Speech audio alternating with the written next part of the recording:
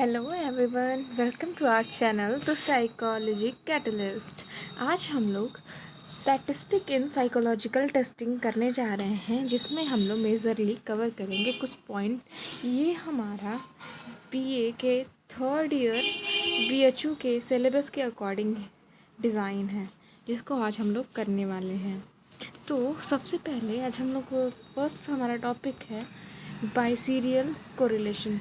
जो हमारा बाइसीरियल कोरिलेशन क्या होता है, और इसको हम लोग कब हम लोग बाइसीरियल या फिर कब हम लोग अलग अलग बहुत सारे कोरिलेशन निकालने के बहुत सारे तरीके हैं, जिसमें हम लोग को आइडेंटिफाई करना होता है कि हम कौन सा कब कर रहे हैं।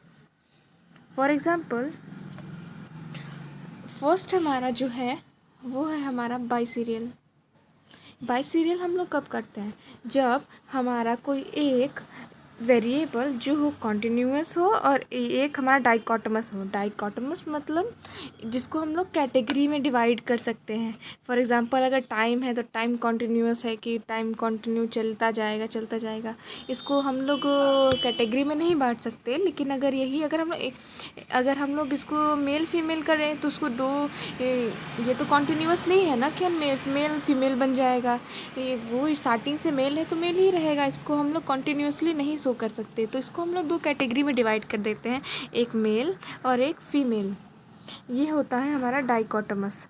तो हम ऐसे वेरिएबल्स को दो में डिवाइड कर सकते हैं। अगर एक कॉन्टिन्यूस और डाइकोटमस में, तो वहाँ पे हम लोग सीरियल कोरिलेशन करेंगे। आगे हम लोग बाई सीरियल भी करेंगे। अभी के लिए हमें समझना है कि हम पॉइंट बाई सीरियल हम लोग बाद में करेंगे, अभी हम लोग बाई सीरियल करने वाले हैं।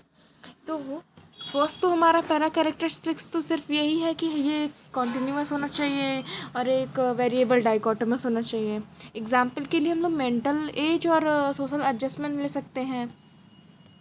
जहाँ मेंटल एज तो हमारा कॉन्टिन्यूअस है, एज को हम लोग डिवाइड नहीं कर सकते, लेकिन हमारा जो हमारा सोशल एडजस्टमेंट गुड और पुअर, ऐसे हम लोग उसको क्लासिफाइड कर सकते हैं। और जो हमारा बाइसीरियल की जो रेंज होती है +1 to -1 होती है।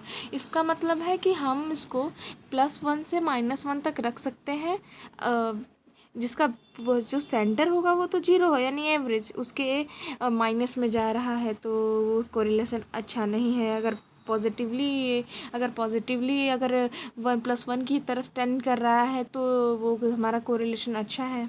ऐसे हम लोग अपने कोरिलेशन का इंटरप्रिटेशन कर सकते हैं। अब इंटरप्रिटेशन करना सबसे ज़रूरी होता है, क्योंकि हमारे एग्ज़ाम में 2-3 मार्क्स तो सिर्फ इंटरप्रिटेशन के ही होते हैं। अब है अजम्पशंस।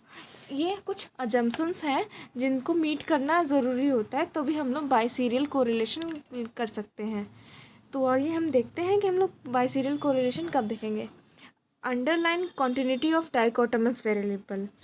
अगर ये कॉन्टिन्यूटी ऑफ डाइकोटमस वेरिएबल जो मैंने अभी बताया मेंटल एज और सोशल एडजस्टमेंट के एग्जांपल में, हमारे क्या थे, डाइकोटमस वेरिएबल था हमारा social adjustment.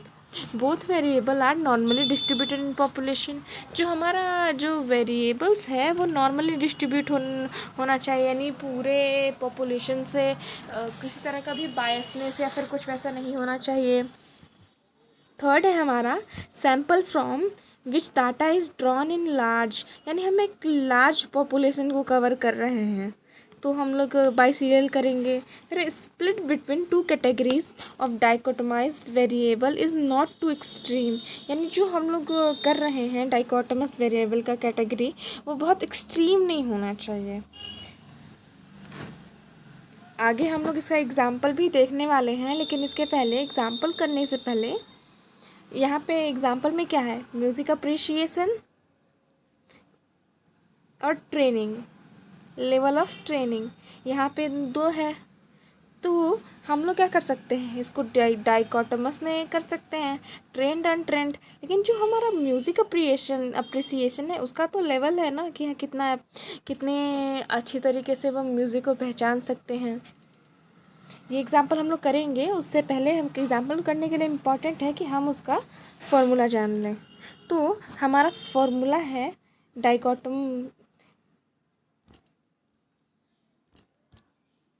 Formula for biserial correlation इसका है, इसको RBIS से हम लोग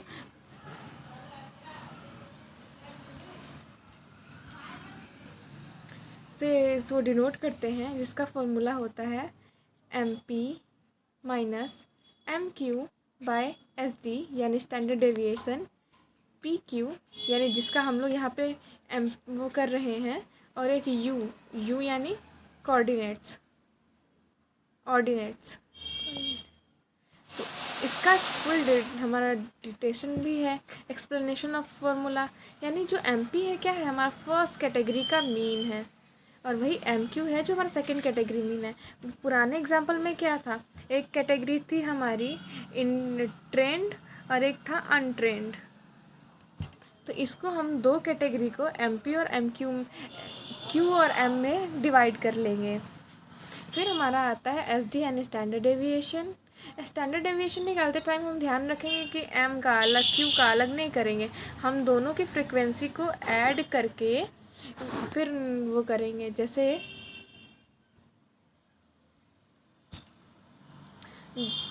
M की फ्रिक्वेंसी प्लस Q की फ्रिक्वेंसी दोनों मिला करके स्टैंडर्ड डेविएशन करेंगे। अब हमारा आता है P, कि कितने प्रोपोर्शन है, तो प्रोपोर्शन के लिए 100% क्या होगा, 1 होगा, यानी दोनों का P और Q मिला करके हमारा 1 आना चाहिए। फिर Y, या जो पिछले फार्मूला में हम लोगों ने U से डिनोट किया था, वो हमारा ऑर्डिनेट्स है, जिसको हम लोग टेबल से देखने वाले हैं। और एक टिप है नोट के लिए कि जो हमारे P को हम लोग को हमेशा हायर वैल्यू में रखनी है, हायर वैल्यू में सब P होगी, क्योंकि इसका सिंपली समझ सकते हैं, वरना हम लोग को बाद में नेगेटिव आने पे रिज़ल्ट को इंटरप्रेट करने में प्रॉब्लम होगी। हम लोग दोनों तरीके से कर सकते हैं, पर हमारे इजी होने के लिए हम इसमें करेंगे। ये हमारा नॉर्मल प्रोबेबिलिटी कर्व है, जिसमें कि जो डाटा है वो बिल्कुल पूरे कर्व को कवर कर रहा हो, ऐसा होना चाहिए। ये हमारा टेबल है ऑर्डिनेट्स के लिए, जो हमने पीछे अभी Y या फिर U किया है, इसको हम लोग मीन से मैच करके हम लोग ऑर्डिनेट्स कर निकालेंगे। और ये जो है हमारा U निकालने के लिए काम आने वाला है।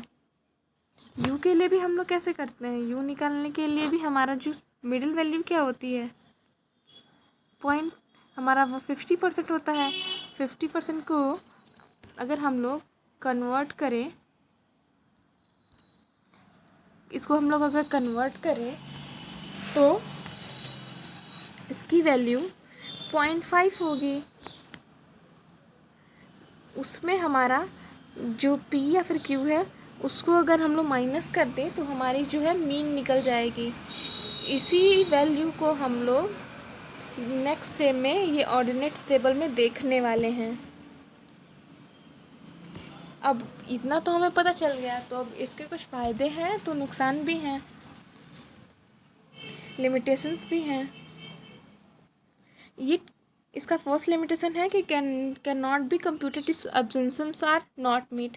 अगर जो भी हम लोगों ने ऊपर 4-5 अब्जम्पशंस पढ़े थे कि नॉर्मली डिस्ट्रीब्यूटेड है क्या, और फिर लार्ज है सैम्पल, एक डाइकोटोमस, एक कॉन्टिन्यूअस है, कॉन्टिन्यूअस तभी हो सकता है, नहीं तो फिर हम लोग बाइसीरियल नहीं कैलकुलेट कर सकते हैं। Will not be reliable if data is small और split between the two categories is too extreme, यानी बहुत एक्सट्रीम हुआ तो भी नहीं कर सकते, और जो अगर कोई स्मॉल डाटा हुआ तो भी नहीं कर सकते हम। इसीलिए हम लोग को अजम्पशंस को मीट करना ज़रूरी होता है। यहाँ तक आप लोग को वीडियो देखने के लिए बहुत बहुत थैंक यू। अगर आपको वीडियो पसंद आए तो लाइक और सब्सक्राइब ज़रूर करें।